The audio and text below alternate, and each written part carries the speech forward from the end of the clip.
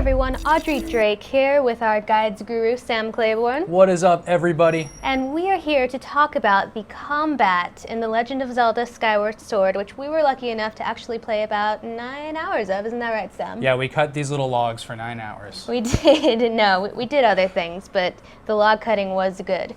Now, here, Link is entering the sparring hall, which is attached to the Knight Academy in Skyloft, which, if you haven't heard, yeah, Link's a knight in this one. He's training to be a knight. He's training to be a knight, but he doesn't have a sword yet, as most Zelda games begin without a sword. Mm-hmm. So you get a practice sword to start out with.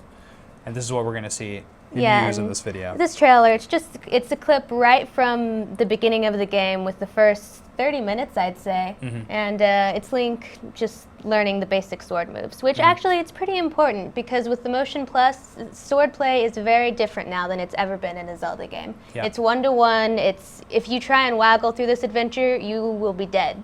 You'll be dead on the first Octorok. That's right. But so let's see some of these attacks.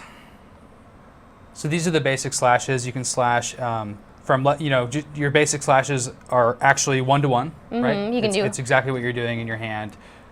You can also do stabs and stuff like that. You can see right here, for this move, I mean, you just take the Wii Motion Plus remote and just swing it left to right. And if you'll notice, like, his hand is moving. That's exactly how you're moving the Wii remote. Like, if you don't hold it exactly like that little line on the log, it won't cut it. You're not going to be able to cut through it.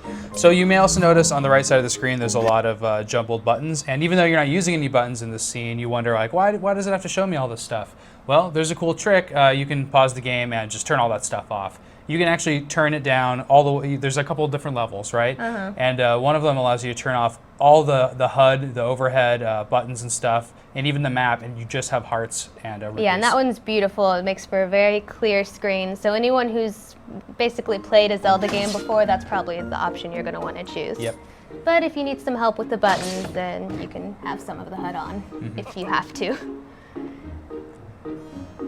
So we just saw a couple of different swipes, and there's the jab attack. Now this is my favorite. This is the sword spin attack. The spin attack. Classic, right? It's in every game, but in this game, you actually are going to act it out. But you're not going to run around your living room like a crazy man. No, you don't have to spin around yelling, yeah. You actually just shake the Wii remote and nunchuck to the left. You sort of swing them to the side, and he executes the spin attack. Yeah, and you mentioned in this one, so you move them both at the same time to the left, but you could also move them both at the same time to the right if you were using the lefty mode, which is available. Link can be left-handed. Yeah, some people have been asking about this, but it is true. At the very beginning of the game, they ask if you're left or right-handed. So left-handed people, you will still be able to get your Zelda on this November. Don't worry. Yeah, and so that makes Link have everything in the right hand, but it means that you have to control Link with the nunchuck in your right hand, which is, I would assume, neither of us have actually tried it, but it sounds pretty difficult. But at least the option's there. So here's the final one. This is called the Fatal Blow.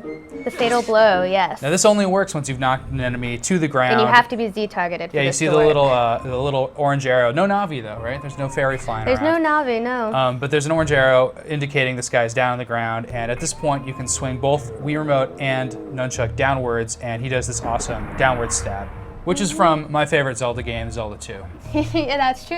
That's not really my favorite Zelda game. And from Smash Brothers. Yeah, and Smash Brothers, yeah.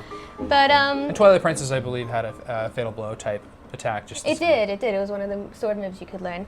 But yeah, we just wanted to use this combat trailer as a springboard to talk about it because we've had our chance to play the game, and it's actually really, really important that you pay attention to this part in the game because there are tons of enemies that if you don't hit them at just the right spot, just the right angle, you can't hurt them at all. Yeah. And enemies take off about a heart for each attack. Yeah, and you start with 6 hearts because of that, because they're so powerful. And man, like we died a lot when we were playing. Yeah, I mean, this is definitely probably the hardest combat-based Zelda. It's a return to a more difficult Zelda, which is really exciting for Zelda fans. And yeah, like you said, when we first started playing, we saw that there were 6 hearts. We were like, what? That's lame, but you need them. You really do.